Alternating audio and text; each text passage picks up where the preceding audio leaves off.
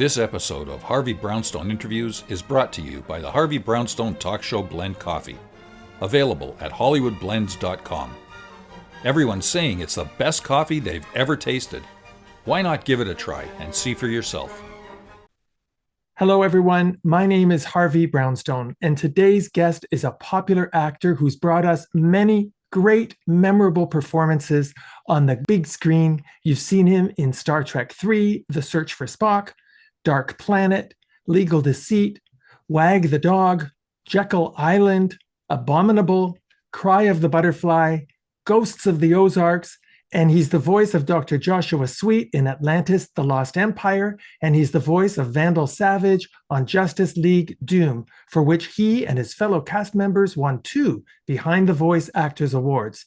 And on television, he's well known for his portrayals of Tyrone Jackson on The Young and the Restless, Grant Collier on Mission Impossible, Walter on Melrose Place, Jackie Chiles on Seinfeld, Chief Purser Will Sanders on Loveboat: The Next Wave, Martian Manhunter in Smallville, John Creighton in Bosch Legacy, Silas Stone in Doom Patrol, and Delroy Jones in Love That Girl, for which he was nominated for 2 NAACP Image Awards. He's also the voice of Doc Saturday in The Secret Saturdays, and his voice can be heard in a whole slew of animated series and video games. He's also guest starred in dozens of other iconic TV shows, including Heart to Heart, Webster, Knight Rider, Cheers, Murder, She Wrote, Beverly Hills 90210, Will&Grace, CSI Miami, Hot in Cleveland, Young Sheldon, and many more. I'm delighted to welcome the incomparable Phil Morris to our show. Phil, thank you so much for being here. Thank you, Harvey. Yeah, my IMDb is lengthy, thankfully, gratefully, yes. Not only lengthy, but prestigious. I want to start by paying tribute to your father, the legendary Greg Morris, whom we all loved as Barney Collier on Mission Impossible and Lieutenant David Nelson on Vegas. He was only 62 when he passed away in 1996. I hope, Phil, that you know he is so very beloved and fondly remembered by millions of fans. Well, I really appreciate you saying that, Harvey. And yes, I absolutely know. And, it's been a transition for me as a young man, as a young actor, to kind of make my way out of his shadow, as it were. As I go through this journey and follow this career, I respect and love him even more for what he's done and what he's done for me and done for other young African-American actors. And yeah, people come to me all the time and tell me about how much they love him, and I never hear enough of it, quite frankly. We've had lots of children of great legendary stars on our show, and they've all said that being the child of a famous celebrity is nowhere near as glamorous as it sounds. Do you agree with that? They're absolutely on the nose. As kids, we don't see it. I mean, we really don't. And my father became famous when I was 6. So it was difficult to really understand what was happening at the time. And you kind of go along with it. And if you choose to eke out a living in the same profession, then yeah, it can be difficult because they've made such a name for themselves.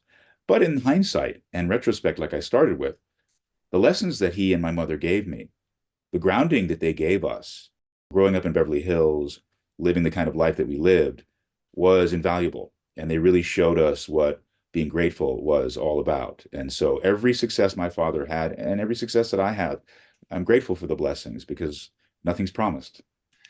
Now, you played Grant Collier, Barney's son, the technical wizard in the new Mission Impossible back in the late 80s, which is a show that your father made famous, of course. And there was at least one scene that I remember where you got to work with your dad and play his son when he guest starred on the show. What was that like? It was surreal. I mean, that they would choose to do Mission Impossible again, which was a writer's precipitated show at the time.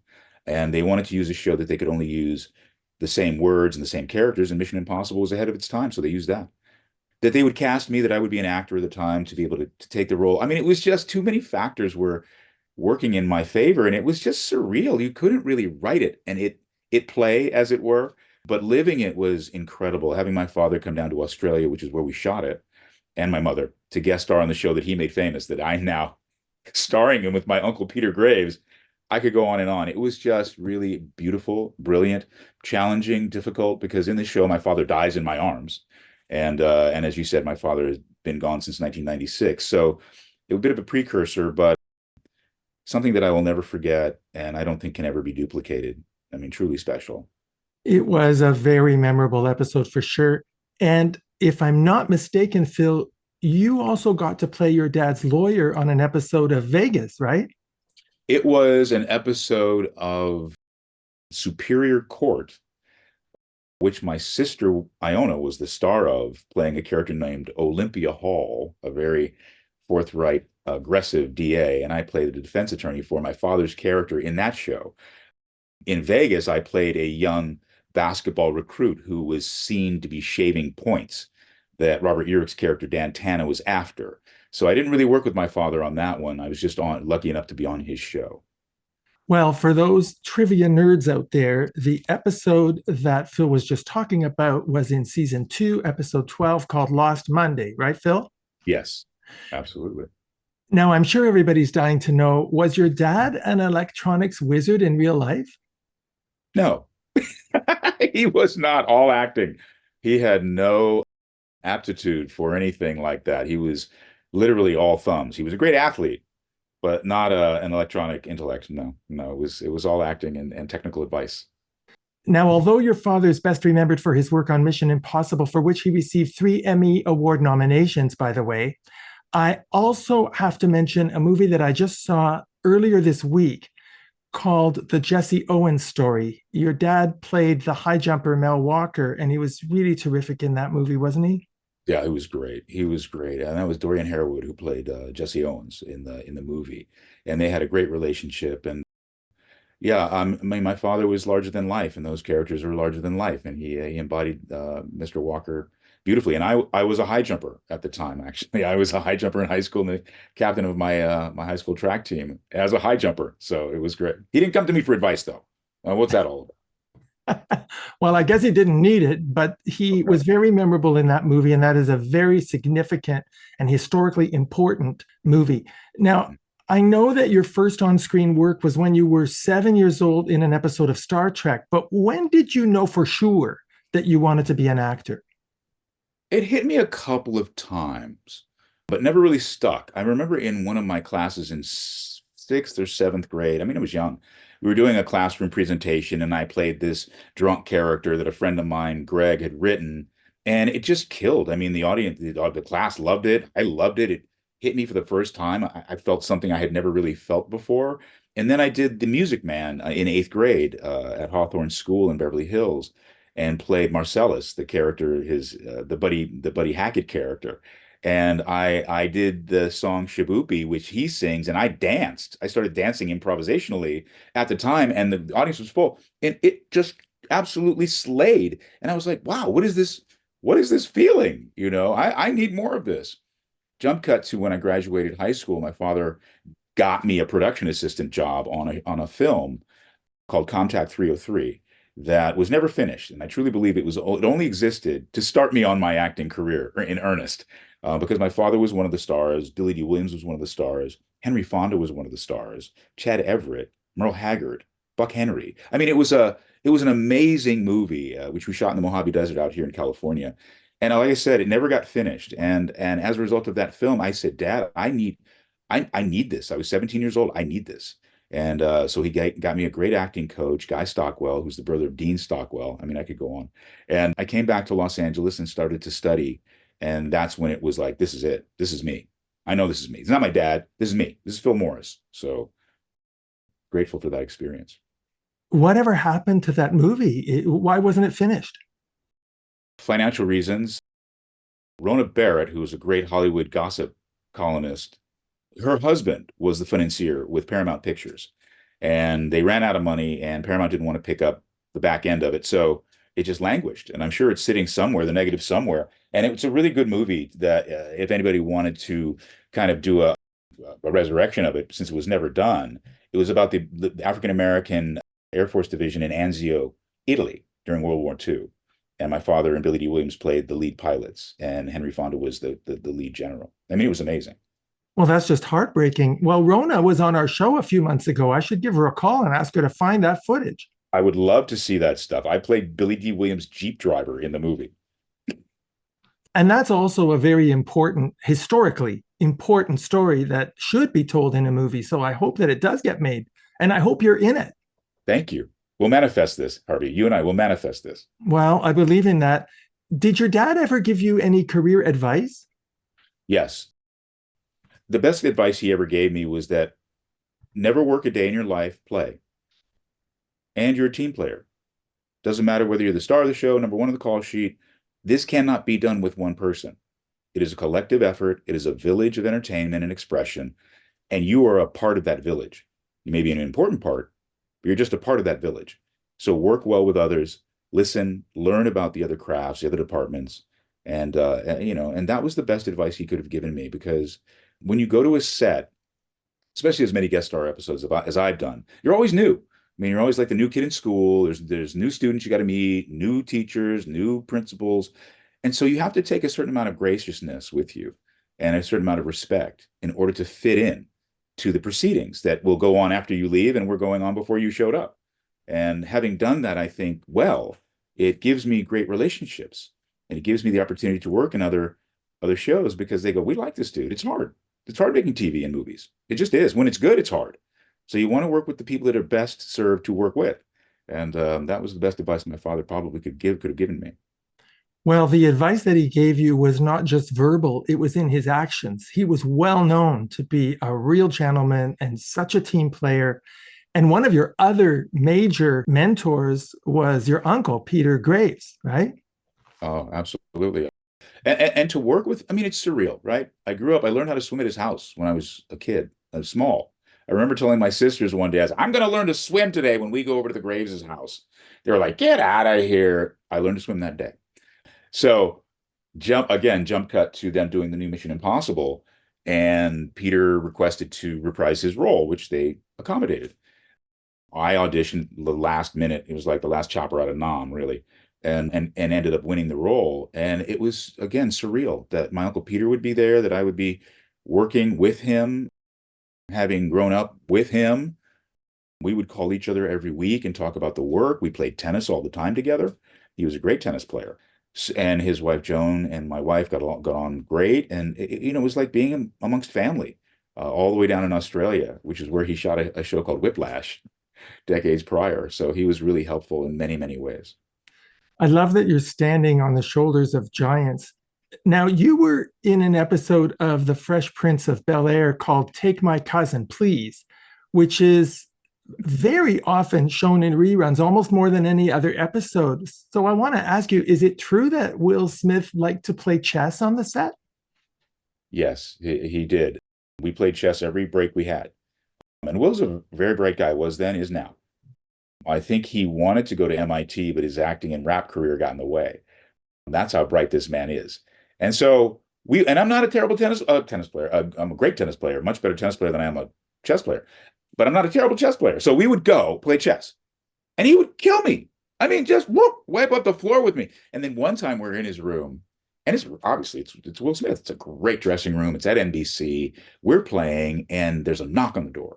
And he looks at his watch and he goes, Phil, we got to cut this short. I got business to take care of. And I walked out. There was his lawyer, his business manager, his agent. Everybody was there for business. Will knew what time it was. He played when it was time to play, and he worked when it was time to work. And when I met him, we're actors. I've been studying for a long time. And this cat gets this show, Fresh Prince of Bel-Air. A lot of us were not happy, to be honest with you. We're like, dude, rappers are getting the things now? What? But when I worked with him, I told him, well, of course you have this show. Of course you're this guy. You're every bit of what we all want to be. You have the charisma. You have the presence. You're smart as a whip. You're a good man on the set. You were wonderful with me, very supportive. Congratulations, Will. That was very hard for me, but that was very hard. But yeah, he was that guy. See, you took a page out of your dad's book. Yeah. Now, one of your most bizarre roles was in 1986 as a law enforcement officer, Tyrone Jackson, on The Young and the Restless, and they required you to go undercover as a white guy. What went through your mind, Phil, when they made you do that? Well, I conferred with my father. I said, look, this is what they want me to do. This is their plan. What do you think? And he was like, well, son, a lot of white men have played Othello. So I think if it's in you to do and it's not going to compromise you and you don't sell your soul in any way, do it. And so I did it to the best of my ability. And they won every Emmy under the sun. Best show, best writing, best makeup, best hair, best all of that. And I presented best makeup to my guys at the Emmys that they had at Century Plaza for the departments. And it was amazing and very difficult all at the same time. I thought it would be just for a short period of time, a week, couple weeks, maybe. It was like 4 or 5 months I was in that makeup, and it was challenging for me to continue to justify playing this character culturally, racially, artistically, but I just committed, and I do not look back and regret. I think it was phenomenal. I think we did an amazing job, and I'm very proud of the work. Yeah, it's quite a milestone. And I think it makes you stand out. Certainly, of all the actors I know, I don't recall anyone else having been made to do that. Now, of all the roles you're most identified with, if I were to make a guess, I would bet that you're probably most often recognized as Jackie Chiles, who was Kramer's lawyer on Seinfeld. Am I right? I am most loved as Jackie, but rarely recognized as Jackie because I had the mustache and glasses, and I've just recently started wearing glasses because I'm not a young man anymore. But yeah, I mean, it's when I start speaking, I think people realize, hey, are you? I've heard that voice before, but they don't put it together. I mean, a friend of mine one time said, "You're Jackie Giles." It's a friend of mine, and he goes, "You know what? I'm never going to argue when Clark Kent puts on glasses again and people don't recognize him as Superman because it was such a change." But yeah, I think that Jackie Giles is obviously the most beloved character I've ever done. It's the one that's been the most watched. I mean, 80 million people watched the finale of Seinfeld. I know I had 20 people in my house, so you multiply 80 million by about five in everybody's house, and that's the real number. I don't think I'll ever get watched by that many people again. And I think in the show that Jackie was resonant in, Seinfeld, that was very, very special. That's a once in a lifetime gig, man. And Jackie delivered. Yeah, Jackie delivered. You did a great job. I think it's pretty clear that Jackie Chiles was a parody of Johnny Cochran, who represented O.J. Simpson at his murder trial. Did you ever meet Johnny Cochran? Well, you do such good research. This. Thanks for the leading question. I'm sure you know, Harvey, that I went to the same barbershop as Johnny Cochran as a child. It was called Terrell's, and it was owned by the brother and sister of Ernie Terrell, who was a heavyweight champion from Chicago. And they came west, opened a barbershop. Every illustrious African American went there, athletes, actors, attorneys, all the A's. And Johnny Cochran was no different. He was a public defender at the time. I was driving a black Seville. I'll never forget it. And they would argue and pontificate about everything, from the Raiders moving from Oakland back to Oakland, the whole nine. And so I heard these arguments, discussions, dialogues, my whole upbringing.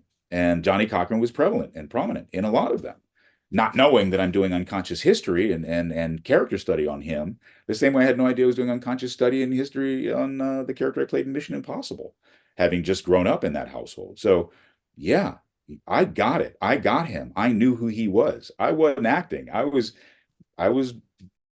channeling, if you will, to a great degree. A little street corner preacher, a little hustler, a little Greg Morris, a lot of Johnny Cochran. Well, it really worked. And it's another example of the synchronicity that has happened in your life. Now, in 2010 and 2011, you made four short films about Jackie Chiles, introducing Jackie Chiles for the people, Jackie Chiles Knows Barack Obama, Jackie Chiles Knows the Internet, and Jackie Chiles Knows Tiger Woods. How did those movies come about? It make me laugh just thinking about him. I had a manager at the well, no, I had a manager at the time, and I was going through some stuff with the manager. I wasn't thrilled with them, and I went to who was now my manager, Christopher Barrett, who owned an agency then. I knew him.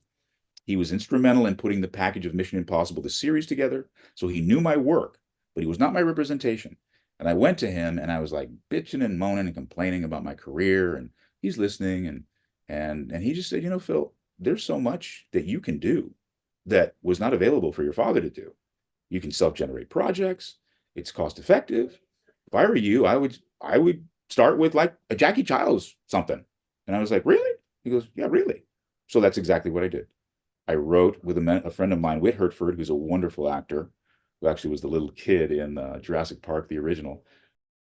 And we wrote these interstitials, and we Funny or Die had just really started then, and we went to Funny or Die. We knew some people over there. We told them what we had, and we ran it through Castle Rock and Warner Brothers and Jerry and Larry, and they signed off on it.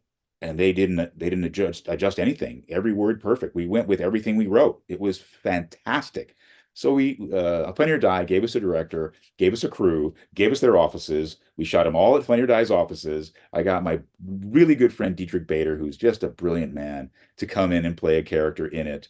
And I came up with these concepts. It was like 1-800, call Jackie Chiles. And I thought they were really, really special. So thank you for mentioning them. They're out there, people. Yeah, and that's why I wanted to mention them. I want everybody to look at them. They're terrific. And didn't you do commercials for Snyder's of Hanover Pretzels in the character of Jackie? I did. I've done a few campaigns. The first one was the Honda Odyssey that the Coen brothers had written and directed. And they literally wrote these commercials leading up to Jackie Chiles coming in and boom, bursting through the door and saving the day, I suppose. And I did Diet Dr. Pepper, and we just did the Snyder's of Hanover pretzel pieces, and that campaign just finished about 6-7 months ago. And then I did a commercial for Jerry for his movie Unfrosted. And then we did a Capital One commercial with Charles Barkley, Spike Lee, Sam Jackson, and Magic Johnson as Charles's lawyer, a parody on Jackie, but I was the actual lawyer. So Jackie follows me. I can't get rid of this dude, Harvey. I don't think you should. In fact, I'd like to see a spinoff. I think you should have your own show. Like Better Call Saul was a spinoff of Breaking Bad. Yes. What about the Jackie Chiles spinoff? That's a tough one. Not because I don't want to, not because people like yourself or the audience doesn't want to. It's a bit of a Warner's Brothers philosophy thing. They feel that Seinfeld is the perfect show, and to spin off the perfect show, they feel is a bit sacrilegious or would be disrespectful to the Seinfeld legacy and canon. That is their feeling, and I respect that. They will allow me to do these interstitials in the short form, but the long form may be a bit out of my reach, unfortunately. Okay, there's something else we have to manifest. I'm with it. I'm with it. And I love Warner Brothers. I have no ill will. I respect them. They have been incredible to me. I've worked for them for my whole career. I hold zero ill will. I think it's, if I didn't need them, I wouldn't go to them, but I need them. And in needing them, they have their business mission statements, and I have mine. And we will do great business together on something else in the future. It just might not be able to be Jackie. That's all. Now, you mentioned the finale of Seinfeld. It was seen by well over 80 million people. What was the atmosphere like on the set for that final episode? You'll get this. It was like a Beatles reunion. Really. They were like, this is once in a life. The show is leaving us. It was so incredible that the scripts they gave us had gold. They were gold, covered gold, but we had to give it back every night. We couldn't take it home. We couldn't write notes on it. We had to know what we had to know and give it back every night. And only a few people were given those gold scripts, like the golden ticket at Wonkaville. My wife would drive me to work every day in her car. I would lay down in the back so nobody knew it was me coming in. Nobody could know I was doing it. There was no social media at the time, so there was no way to leak it in that sense. But it was as big as anything I've ever done in my whole life, and will probably ever do. And every single person in that gallery, in this picture behind me, right there, they all were talented enough to have their own show, and many of them did. And it was just an incredibly surreal experience. And the last thing I'll say is I was doing the new Loveboat at the time, The Next Wave, with Robert Urich, who was another person my father worked with on Vegas. Again, surreal. But I was doing that show on the water, doing exteriors in the Caribbean. I come back on a Friday. That evening, they say, you're starting Monday on the final episode of Seinfeld. What? Okay. So I went from doing the number 101 show to the number one show. And it was just fantastic. So I would do my day job. I would do Loveboat during the day, and they'd shoot whatever they could shoot without me. And then they'd wait for me to leave my job in Thousand Oaks to come over to CBS Radford and do the finale. It was one of the most amazing times of my career. Well, you've had a lot of amazing times in your career. And something else that I thought was interesting, you have quite a strong connection to Star Trek. Now, let me see if I've got this right. When you were 7 years old, you appeared in the original TV series in a season one episode called Miri, and you played Trainee Foster in Star Trek 3 The Search for Spock. And you were in two episodes of Star Trek Deep Space Nine, playing Ramada Klan and Thopok. And you played Lieutenant John Kelly in Star Trek Voyager. Have I got that right? You got it all right. Done. You must get a whole truckload of fan mail from Star Trek fanatics. I do. I get a great deal of respect from them. I mean, every episode, I only did one episode of each one of those things that you mentioned. So I wasn't in their home every week for years, like Michael Dorn or LeVar or any of the amazing actors that were on the show. But the episodes I've done have been quite seminal and have resonated deeply with the fans. And I get it. I'm a comic book fan, I'm a sci-fi fan, I'm a fantasy fan. There's no one who needs to be more pleased with the performance than myself. And if I'm happy with it, then I think the fans will be. And I've been lucky enough and grateful and honored to be in many, many iterations of Star Trek. And I will always go whenever they call. They are morality plays. They are brilliant. And as an actor, there is no greater material to get involved with than in the Star Trek universe, really. Well, and it's not just Star Trek. I have to mention, of course, your portrayal of Martian Manhunter on Smallville. You got to fulfill every child, including mine, dream. And you were on screen with Superman. What did it feel like to fly on screen? Stop it. Because when I saw in the editing process, right, you shoot it and then you go and you put voices on the thing, they show the picture and it shows me flying out of the Kent barn. I must have had them run that back like 5 or 6 times. Run it back, run it back, run it back. They're like, Phil, okay, cool. We got to do work now. I'm like, I don't care. You run it back. Because I really am that kind of person. If I were to be floating above my bed tomorrow, if I woke up and I'm floating above my bed and I'm like, wow, I have the power of flight, I think to myself, I knew it all along. I can do it all along. I live life like that in the magic area. So to do shows like Smallville, Star Trek, Justice League, Doom Patrol, and to play these characters or opposite characters like a Superman, for me, the greatest reward was the comic book of Smallville. And my character with my face is in the same frame as Batman. And so, yeah, I'm all about that, man. I pinch myself all the time. I'm doing the heavy lifting for you guys. Yeah, we really do live vicariously through you, just so you know. Now, of all the characters you've played, Phil, is there one that most closely resembles the real Phil Morris? You know, outside of the fact that he's not that funny, John Jones, I think, John Jones, he's super compassionate. He's grounded.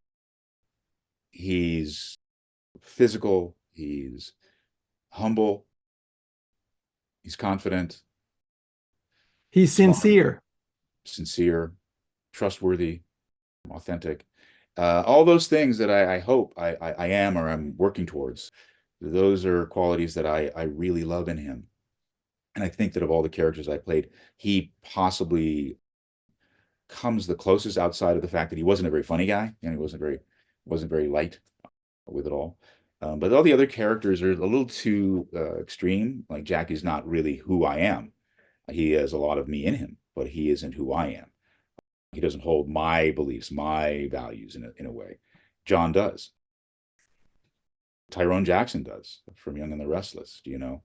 I would be the person who would risk his life to try and save the city or save a person, or I feel like I am on a hero's journey. And so a lot of these heroes that I play, I honor them, and I'm always excited to have a journey in their shoes. When I look at your career, you've worked with almost everybody in the industry. So I'm just wondering, is there anyone you haven't worked with yet that you would like to work with? Oh, there's so many. Yeah, there's so many. I mean, but thank you. And thank you for that. I have had a long career. There's so many people I'd like to work with. I mean, so many directors I'd like to work with that are just dynamite. I'd love to work with Quentin Tarantino and Scorsese, and I'd love to work opposite of Brad Pitt or Robert Downey Jr., Matt Damon, Denzel. I mean, there's so many wonderful actors. Idris Elba, Jonathan Majors, even though he's had his share of issues with the world, I think he's a brilliant actor, and I think he's been a little hard done by. He's a tough life, man. Anyway, people like that. I've worked with a lot of females that I would love to work with again. Wanda Sykes, Taraji P. Henson, I've never worked with. I'd love to work with her. She's a force of nature. Yeah, Halle Berry. I almost had a chance to work with her on. It was called Go Beverly, but then they changed it. But I'd love to work with her. I think she's just beautiful and a force of nature, and so many. I'm not done. Not only are you not done, we've got something else to manifest. Now, you've done a lot of voiceover work, an enormous amount of voiceover work, both for animated shows and video games. Do you enjoy that as much as acting in front of the camera? I don't think I do. No, I love it. And I think it's a lot of fun. I love walking, talking, being, connecting. That's hard to do with a mic in front of you. It's limiting, put it that way.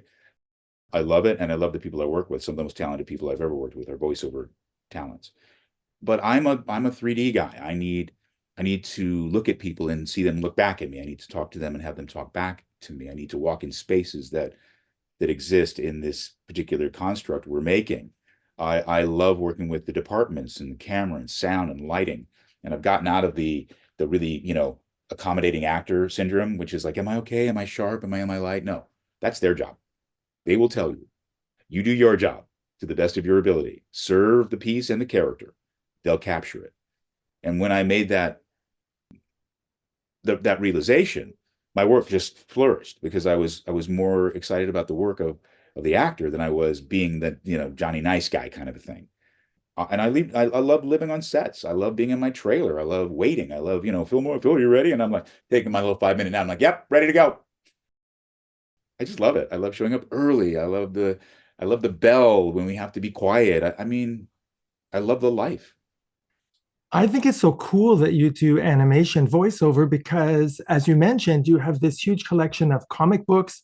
Would you have liked to have been an animator? Yes, very much so. Very much so. We had a very good friend of ours, Frank Braxton. Frank Braxton was one of the first African-American animators. He worked for Jay Ward, who did Bullwinkle and Rocky, the Captain Crunch stuff, all the stuff that Jay Ward did. Our uncle Frank was an animator, and he gave me cell upon cell upon cell, which are incredibly expensive now. But I was influenced early. I mean, Charles Schulz was a very early influence. I met him early. Remember, my father, being who he was, allowed me such great access to so many things. I think my first voiceover, I was 10 or 8 or 9, something called Easter Is and Christmas Is. I did a few seasonal ones. So absolutely, animation is in my bloodstream, man. Yeah, I would have loved to have been an animator. There have been so many changes in the TV and film industry since you first started out. Have you had to change or adjust the way you strategize your career over the years? Yes, yes, yes. You have to go with the flow. It doesn't stop for you. You know what I mean? Remember, we started this conversation with my father said, be a team player. And so the team evolves. You lose players, you gain players, you lose coaches, you gain coaches. And I've just been in the game. And you call on me to do what? Drama, I'm there. Comedy, I'm there. And it has evolved. I remember I did a seminar called Phil Morris Gives You the Business. It was everything you think, the good and the bad. It wasn't a casting workshop or an acting workshop. It was just, I wish people would have told me this when I started, kind of a workshop, right? With all young actors, packed every time. And I told an older friend of mine, I was doing this workshop, he goes, oh, Phil, we need it, because this new technology sucks. And these self-tapes, I hate self-tapes. And he's just whine, right? And I'm listening. I let him go. And I say, hey, imagine, I hear you, but imagine if we started today. We're young out, we start today. What would we know? Only that we have to do this today. We do self-tapes. We do this. We go online. We do social media. We do that. We wouldn't argue like we are because we're 8x10 guys from the past. We would hopefully understand what's in front of us to do today. And I think that's what I've done. I've understood what the task is. I'm no longer a younger leading man. I'm an older leading man. I'm a character actor now. And I'm good with that. And I think the ones that you don't see anymore, they stayed stuck. They fought kicking and screaming. And I don't. I go with this flow. and I find the truth in my expression, and I try and give that to my characters. So again, grateful. That's such a healthy perspective. You're very flexible and you're prepared to reinvent yourself and you're not stuck in what used to be. That's incredibly healthy. There's a very strong message in there, not just for the entertainment industry, but every industry. Life, And yes. on top of all of that, I have to mention that you are a serious car enthusiast. You have a racing license. Of course, your father was the voice of Mercedes-Benz. And I remember he did a Chrysler commercial, and he was Years, the grand years. marshal of a lot of car events when you were a kid and I was a kid. So was your love of automobiles partly inspired by your dad? I think absolutely. Of course, I had the kid stuff. I still have my Hot Wheels that I had back then. But because, again, of his access to races like the California 500, the Ontario 500, Riverside 500, and he would be the Grand Marshal or the MC or the Master of Ceremonies, whatever, of the parade, we had incredible access. I met incredible people: AJ Foyt, Mario Andretti, Steve McQueen, Paul Newman. We were in the pits at a very young age, and I think that absolutely was in my bloodstream, and it motivated me. I am a car fanatic. I wanted so many things, right? That's why I'm an actor, so I can do so many things. I wanted to go to Art Center of Design and study automotive design, which I did for a minute. And so I love the design of cars. I love man and machine and technology and how man integrates itself with machines. And in the car world, that's where you find that and the constant evolution of that. So yeah, I'm definitely a car guy. Well, I don't know a whole lot about cars, but you strike me as more of a European international kind of a guy rather than a Mustang muscle car or Hot Wheel kind of guy. Am I right? I am. I am. I obviously respect all makes and models, but I'm a Porsche, Ferrari, Audi, European kind of a dude. I love Formula One racing. I've been following it for decades. I love all forms of racing, quite frankly, and I follow them almost religiously. But yeah, I'm an exotic car guy. And you teach and study martial arts, Wing Chun Kung Fu, correct?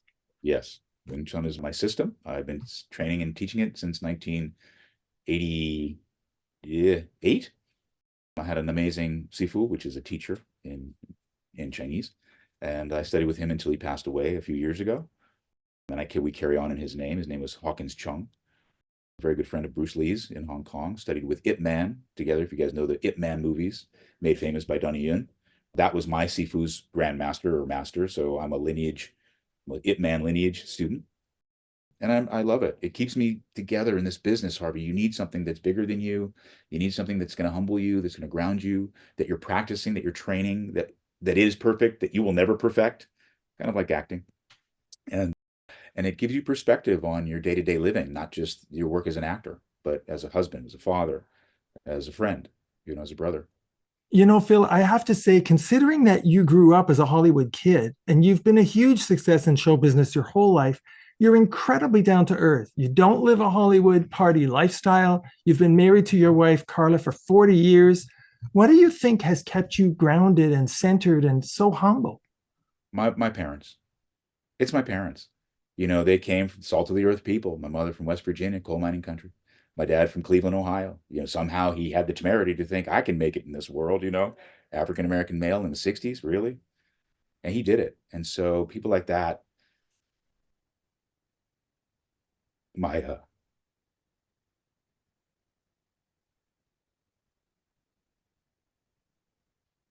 my uncle Bill Wright, he's on the wall over there. He's one of the first African American PGA members. They showed me the possible.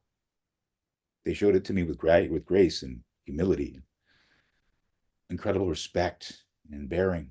And so I just hope that I can fill those shoes. And so that's what I'm doing. But the thing about you, Phil, is that you soaked it up. You actually soaked it up. A lot of Hollywood kids were so entitled and lived such a privileged life in this bubble that they didn't soak it up. They didn't get those values. They didn't appreciate how hard their parents worked to get where they got. And they didn't feel an obligation to carry on and do their parents proud like you do. I agree. I mean, there are some, not all of us. It's just the nature of the energy around this. That bauble that the entertainment industry puts before all of us is greater than anyone almost in the history of the world. You know, I didn't live in the Holy Roman Empire, so I don't know what that was all about. But I do know that in our industry, the rewards are so amazing. And so we get caught up in that chase. We get caught up in that journey as opposed to what gets us there. How do we get there? Remember, my father told me, don't work, man, play, play, learn what you're doing, respect everybody else, and do your thing. The wins will come. You don't have to pull on people and go, hey, you see how cool I am? You see what I look like? You see how pretty I am? You see how handsome I am? No, they'll find you when you become who you need to be. I mean, this has been my upbringing, and maybe others didn't get it, and maybe they did, and they chose, as you say, not to shoulder those moral upbringing and that kind of support that your family gets. My moral compass is strong, and I was given it by my parents. Of course, I fall down. Of course, I stumble. Of course, I make mistakes. But those are the things that I learn from and teach me the greatest lessons, as opposed to, oh no, I'm just not going to happen again. No, it's going to happen again.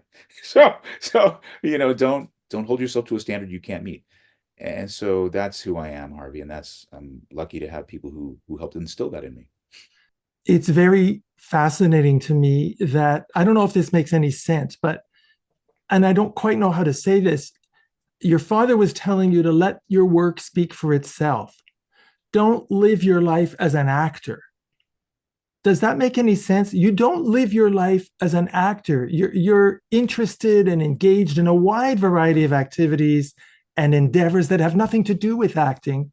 And you don't allow the actor part of you to identify who you are. No, I don't. It hits, I go on auditions, I want them. As an actor, as an artist, I want those things. When I don't get them, it hurts me, but I don't hold on to that. And I don't take it personally. I don't think they don't like me.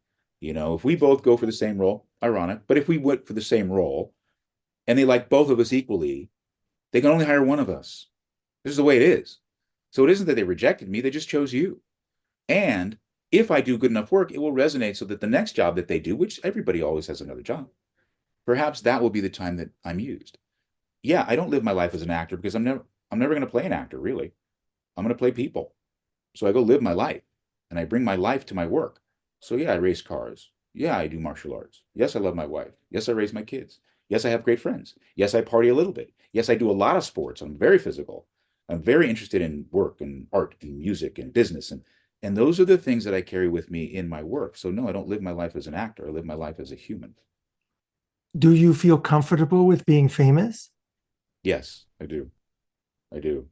I like everybody, it has its limits, but don't ask for this heat and then shy away from it. That's not fair. It's not fair to you. It's not fair to the industry. It's not fair to your craft or your audience. And I need resonance. I need a receiver to my speaker, right? I need somebody to hear and honor what I'm doing. I can't just do it myself.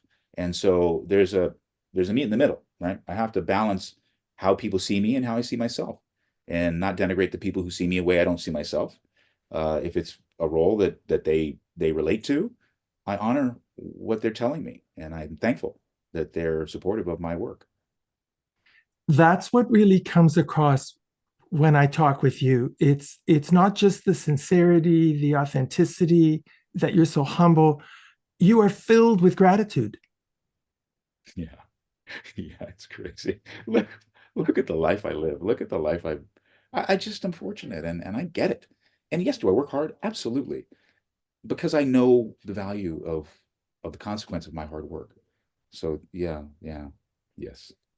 Well, Phil, it's been such a pleasure meeting you and having this chance to interview you and to pay tribute to your dear father and to chat with you about your amazing life and career.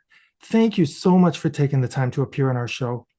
It was my honor, Harvey. Anytime you call day or night, we never close. I appreciate you, brother.